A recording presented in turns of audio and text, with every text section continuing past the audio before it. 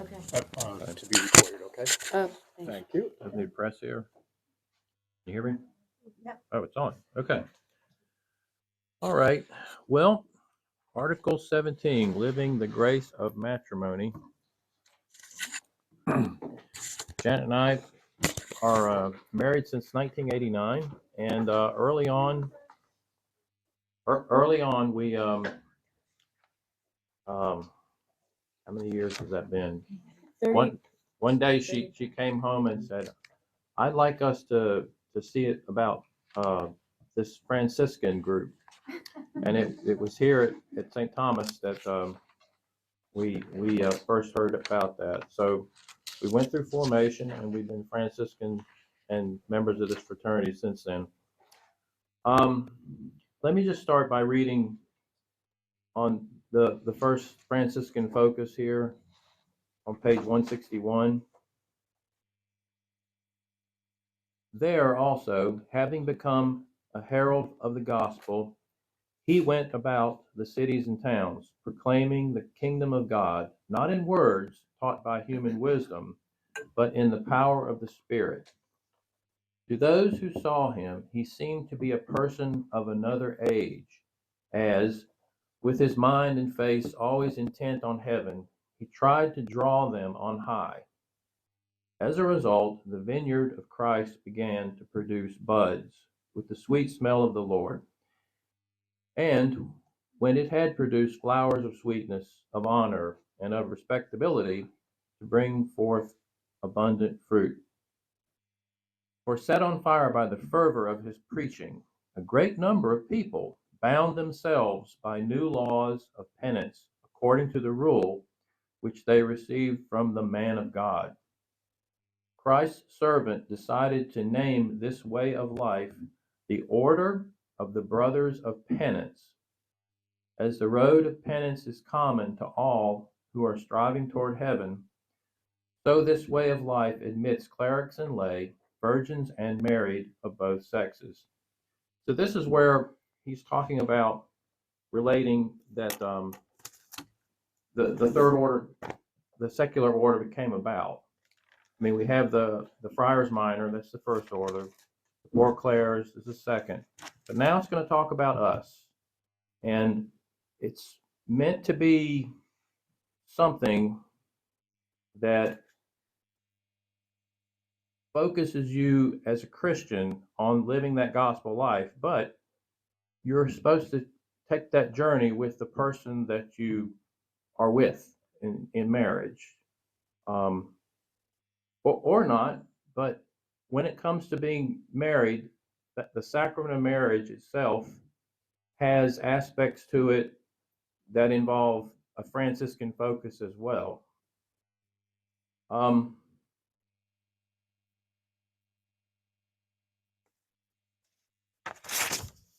I found the ongoing formation question on 162 particularly interesting. In the rule of 1228, a long time ago, in the Memoriale Propositi, there was a stipulation that wives needed the permission of their husbands to join the order. Do you see this as a necessity today? How does the secular Franciscan vocation of one spouse affect the marriage? I think this one question is saying a lot about marriage and the Franciscan vocation. But does anybody want to express an opinion about the wives needed? Like Linda Beauregard. Let's go. I remember I was professed in 1987, and I remember when I first found the Franciscans, I had always felt as a young person a draw toward a vocation, but nobody really talked to me about it, so I got married and had 2 children, and God kept kind of giving me this little niggle, and I'm like, I already have a vocation. And then I got a job at the retreat center in Orlando in Winter Park. And the Franciscans were there. And I found out there are lay orders. So I was so excited. not just the Franciscans, but the Carmelites and all of them. So I kind of looked at all of them. But Francis, yeah, really spoke to me. I just really felt like I fit. And so I didn't really talk to my husband about it too much until I had been going for a few months. And then we sat down and talked about it. And he goes, "So what does this mean? Are you becoming a nun?" And I was like, "No." So I had to explain to him what it was. And while I come from a matriarchal family, so asking permission isn't always the first thing I think about, I think it was very important to have that conversation to, explain to him what being a Franciscan is and what it is not. And so as he started meeting other Franciscans, he just loved them. I mean, he did. And he has always told me, I'm very blessed, whatever makes you grow, whatever you feel drawn to, do it. And that has meant that he has sat home a lot because he's not connected with church. He's Catholic, but not practicing. And he just always has been very generous in that way. And so even, like I said, even though I'm not a person that asks permission, I think it was just real vital to be able to talk about that and have the respect for one another and saying, this is what I'm drawn to and this is what God has planned for me. Thanks, Linda. Thank you for that. I felt the same way. I don't feel that pertains today, but you do need to be going separate from your spouse to discuss it and what it means to you. And I think that even if the spouse never comes into the fraternity, that there will be gaining from your experience and what you So let's go to the rule, which is on page 162. Janet will read that. by living the grace of matrimony, husbands and wives in particular should bear witness to the world to love of Christ for his church. They should joyfully accompany their children on their human and spiritual journey by providing a simple and open Christian education and being attentive to the vocation of each child. In their family, they should cultivate the Franciscan spirit of penance, of peace, fidelity, and respect for life, striving to make it a sign of a world already renewed in Christ. So there you have it, and that's really the theme of Franciscanism. If you're Franciscan, even if your spouse is not a professed, this rule is going to be part and parcel of your marriage. I mean, it can't be ignored. It's something you have to discuss with the spouse, and Jen and I discuss it all the time as spouses. But this is part of you, so it needs to be part of your marriage, however you work it out. So the book discussed what we know of the Franciscan family life, but Francis himself growing up with the two parents, his father and his mother had two totally different views. She was focused on the church and praying and taught him, brought him up in a Christian way. But his father's more focused, I would call it, in the world, right? Of advancing the family, making money, being upping his status, and he was very, I guess, sly business person. And so Francis grew up in this um, different way, looking at this different ways. And I guess as probably any young man, he followed his father first. And so there he was conflicted, and like Janet says, he basically followed the father first. And remember, he became a knight. He He wanted the glory of the world is going to give. That didn't work out too well for him. He was captured in the war against Perugia and in prison for a time. He came back kind of a broken man from that. In fact, in Assisi, there's a statue right looking right at his the cathedral where he's buried, and it's of this knight, him on horseback, and he looks very dejected. He's just like staring at the ground, hunched over like that, and you can tell he needed something was about to. He was ripe for a change, and the change came with his conversion. It really becomes a line in the sand or a strong demarcation between his prior life and his future life that we know him as Franciscan, when he actually rejects his own father, hands him the father his clothes, and says, "Here, have them back. I only have one father now, my Father in heaven." Then he adopts everything contrary to Pietro Bernardoni, his father. So on page 164, that one selection there, um, I don't really have to read it all, but basically it's telling you how his father was and how he turned away from that character of his father. And we actually, I've never really thought of it this way, we have his father to thank for giving such a bad example that Francis could adopt and believe in the good example the other way. We actually have his father to thank for that. Because normally the father's kind of like, you had this kind of father. You were lucky to have rejected that.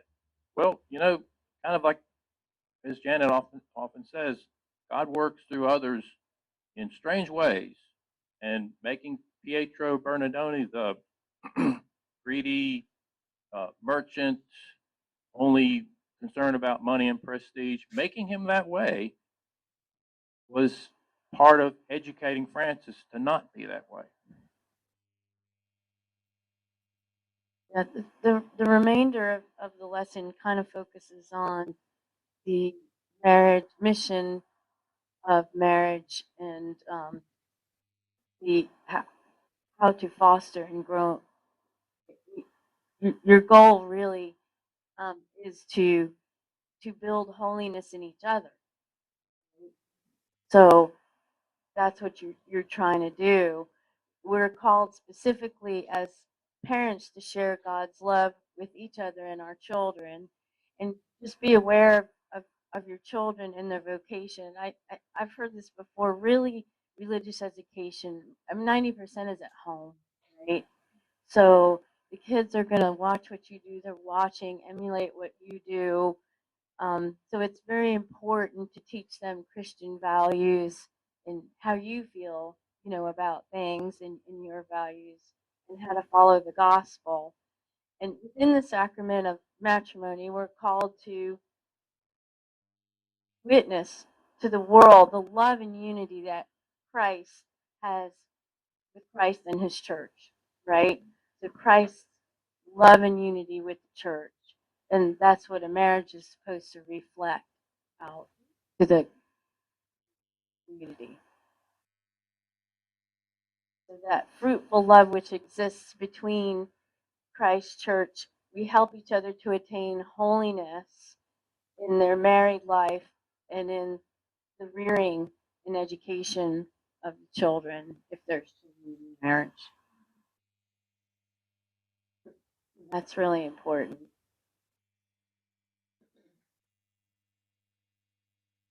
Let's not forget unmarried persons. Just in the end of the chapter, they too have a mission and a vocation.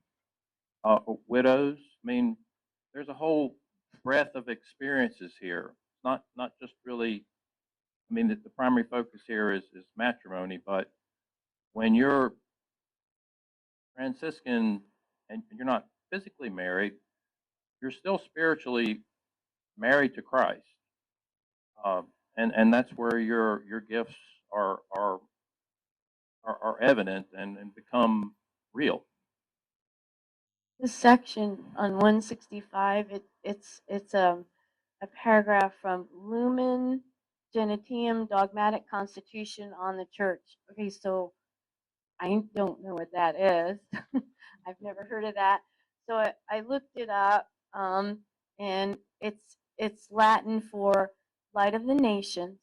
It's the key dogmatic constitution of the Second Vatican Council, promulgated by Pope Paul VI on November 21st, 1964. It profoundly reshaped the Catholic Church's self-understanding, defining it as the people of God, a mystical body of Christ, and a universal sacrament of salvation. And that's what that is. That's just briefly what it is. I mean, if you'd have to do a deeper dive to really understand this document. Had never heard from it, but that's the one where we really should reflect Christ's love and unity for the church in our marriage. And I think that if you're not married or you're single or widowed, you can do that still too in your way of life, right? You go to church. Tom Laughlin just told a beautiful story of so Tom is a widower, and with the storm, he had neighbors that actually went out and shoveled the snow, helped him shovel the snow from his driveway. And one of the Tom, I think, said you didn't have to do that, and one of the neighbors said, "No, you taught our child to be an altar server and how to do that, and we know you go to 7 o'clock mass every day. This is our way of paying back." So it's a beautiful example of how Tom is leading his life with his love, for Francis and the church and his friends and his dedication to AA. And it just goes to show that the community noticed, and that's what he did for him.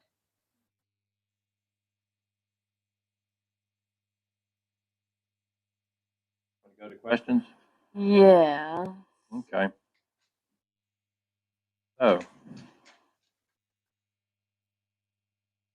how have the members of your family affected your life?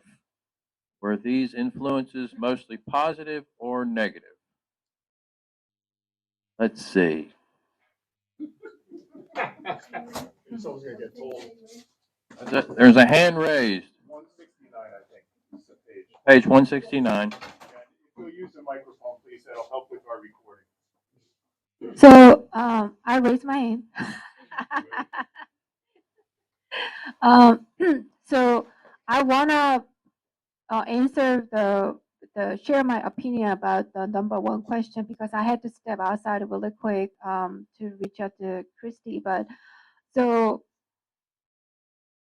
I don't think I need a permission from my husband to be a Franciscan, but it is nice to share that what I'm going to do, right? And I don't expect my husband to ask me my permission to do whatever he wants to do, but we need to have a mutual agreement and try not to affect his life in some way when I'm going to formation classes or going to gathering or going to retreat. I make sure that everything prepared for him, or he's just like, don't worry, I can do it, I'm a man or whatever. So we just need a mutual agreement between what I wanted to do, and discuss, not just like I need a permission from my husband. That's living in a 21st century, I guess, a little different, and affecting how family member affecting us is of course a negative way and a positive way. So my mother-in-law moved in with us during the COVID time, and she still live with us, and I don't expect her move out until she died.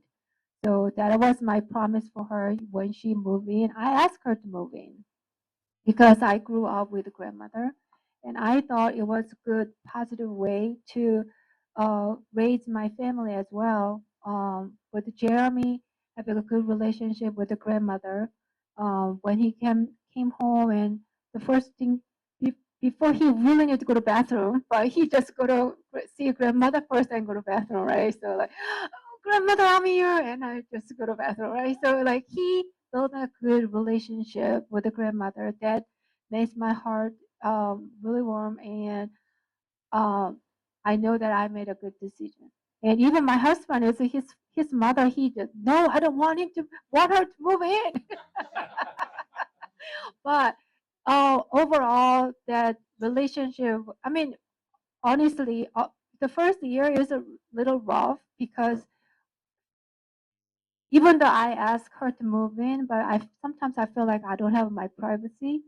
But probably her same thing. She lived, her 70 something years by herself after, especially after divorce, and she never remarried. So she lived by herself for a long time, and now even though it's, beloved grandson is around, but sometimes he make a large, the big noise like, when he play a video game, he was like sometimes cursing out and oh I and so but he make a good adjustment. So now we have our own routine, and I think it's whenever I come home, she is here, she's there. So I like, instead of turn on the a dark place, turn on the light, and she already there, and the house is warm and bright and already. So that makes me feel good. But sometimes, in the other side, my father suffering with Alzheimer. Even though he lives in Korea, but his condition affects my life here. I'm worried to death, and it's horrible feeling that I cannot do anything for him because of distance. So whether you live with your family or not, your family member affect your life, and especially the watching your parents growing older, and someone sick, your family member is sick, or even my son Jeremy had a horrible semester last semester, and he like the last day of his final exam, he didn't call me right after exam, so I know something wrong. Because he usually call me if he made a good grade, and it's like, oh, I got 91 or whatever, but he didn't call until I left work. And when I call him, and he just answered the phone, like broke my heart, right? So all of family member is either way affect you, whether you live with or not. But it is also our call to how to deal with them, and that is a gift from God, and moment to moment, um, because of them, either positive or negative, because them we feel we are live, and we feel blessed many times. So it is very important to have a good relationship with a family member. I think you've actually launched into question two and answered it. How have these situations influenced the way you interact with your family and with others? List the positive lessons you've learned from these family situations. Good job in anticipating that question, JC. Does anybody else want to? Go ahead, Linda. I'm one of 7 children, and I'm number 3 daughter. There's 6 girls and 1 boy, and my oldest sister Carol. They have been married 60 years as of last year, and she has always been my guiding light. They worked with Marriage Encounter for 25 years, doing presentations and that. And my husband and I, on our 25th anniversary, went to one of their marriage encounters that they worked, and to celebrate our 25th anniversary. And they're just our best friends, and they've taught us a lot about marriage. And my brother-in-law is like, he always says, I am an alcoholic. And he has been devoted to AA like Tom has. And it has just really been helpful for their marriage. And, uh, and then I have a second sister, and they've been married 58 years. So Ray and I celebrated 55 years in January last month. So each one of them at my granddaughter's wedding last year, I added up all the years that we had been married. It was over 300 years. I was like, okay. And that doesn't mean that there wasn't some rough spots. There's always rough spots. That stick-to-itiveness and just the sacrifices that you make, I guess, in marriage. But my mother-in-law lived with us for 3 months before she passed away. And my husband, I would say, can you go get this? He goes, no, I have to pass her room and she'll see me. So they had to work out a few things, in those last couple of months. But I always said that she loved me, and I knew she loved me. She loved me to the point where she almost loved me more than she did her son. And God always gives you the grace that you need to get through those times, I think. Um, but, marriage has been good for us. And I had an uncle who was divorced early in his marriage. They had 2 children. And he never would, you know, think about marriage again. He says, I'm still married, in the eyes of the church. And I'm like, well, I would explain to him about, divorce and annulment and things like that. And he just wouldn't listen, he just, but I always kind of admired him for that, even though I probably wouldn't have lived that way. But, that was his belief, and he kind of stuck with it. So, Okay. Francis, I think, was ready to say something. Yeah, Can we Francis. give her the mic? Technically, give me a mic, that's dangerous. We'll put a timer on, all right? Well, I wanted to speak on someone who's single, um, and how when you talked about Francis and how his father was one way, his mother was another, it was like a deja vu for me because uh, my father um, was a drinker, and so he did not. I mean, he's wonderful now, but back then, growing up, my mother was the one who went to church. My mother was the one that took me to church, and there was something about the church that enamored me because it was a place where I felt seen. Um, for those of you who don't know, growing up, I was bullied in school, so I had that going on, and then I would go home, and my father was a weekend drinker, and I never knew how he was going to come. And so I was making sure my mother was okay, that kind of thing. And so, yeah, I knew for a fact that I was not going to look for anybody remotely like my father, although he had beautiful tendencies inside. He just didn't know it. And I wasn't called for marriage. Lord knows I've tried. Um, and there was a moment in time where I reflected and say, what's wrong with me? Because I wasn't attracting. While I was attracting the wrong people, and began to realize that my marriage and what I was called to marry was a vocation. And your family does affect you because you look at both sides and you say to yourself, where do I belong? Where do I fit in? And I always felt that the church was the place for me. Um, so, from a single perspective, yes, marriage and the dynamics of a family really, really plays an important role.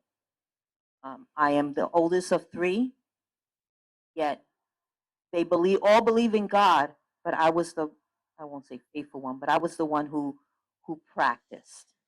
So it was not a surprise to them when on Christmas Day, I looked at all of them and I said, I made a decision. And they all looked at me, you're going to be a nun, because that's what they expected.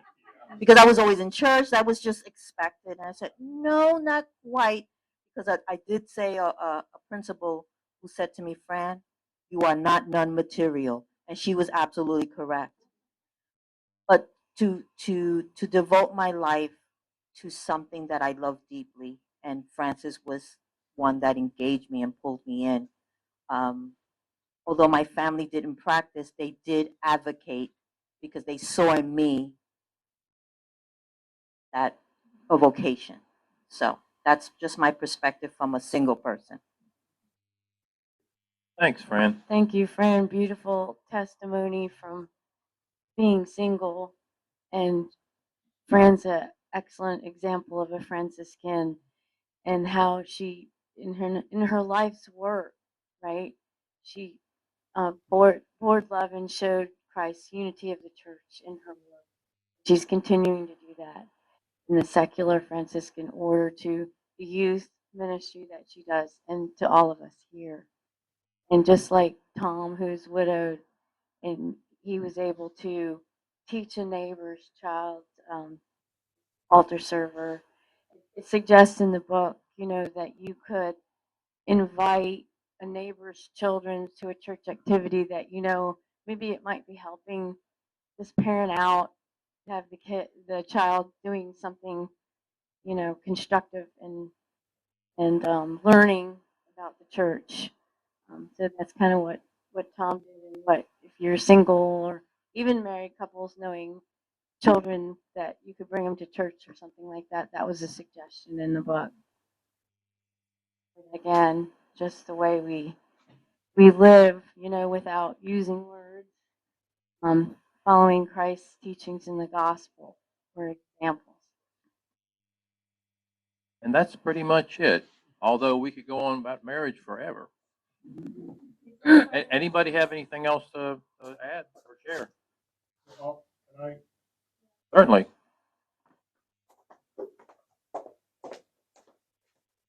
All right, so I'm just going to reflect very briefly on the comment, our actions might be enough, that we don't need to use words. I'm just going to suggest, and this is a reflection of mine from the past, that I think sometimes naming God, naming Jesus, saying I'm doing this out of charity because of my beliefs in God, that kind of thing, I think that's actually helpful and instructive. I didn't do that. I don't do that. So looking back on when I had a family and children, I might have tried to be a good example in certain ways, being patient, being constructive, nurturing them, that kind of thing. But I never named why I was doing that, why Christianity is important, why the examples of love are motivating to me. And that's something I miss now. I wish that I'd named that explicitly as my motivating factor. So anyway, just another thought.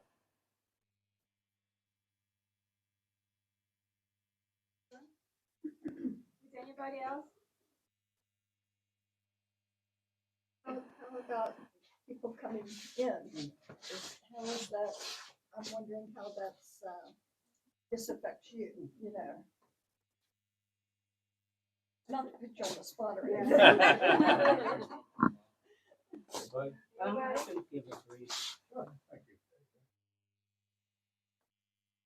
Yeah, I think going back to how I grew up, looking at how the family affects your life. My family in the Episcopal Church. But what I do remember is my mom took pains to make my brother and I memorize the Lord's Prayer and the 23rd Psalm. And there wasn't much else as far as religious education when I was growing up. But that was enough to always point my mind in the right direction.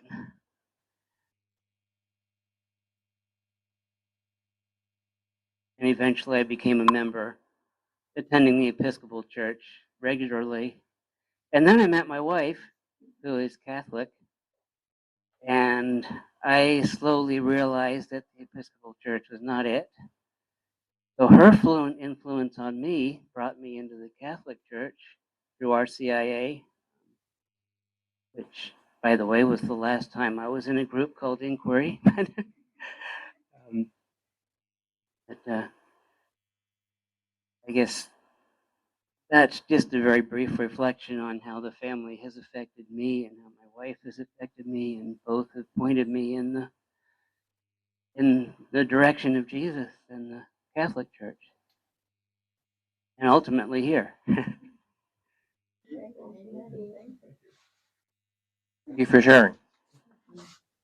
Yeah, great. Thank you.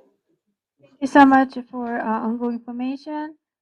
Um, give a Mark and Jen a hand. Thank you so much. All right, before now we are going to making a sandwich for the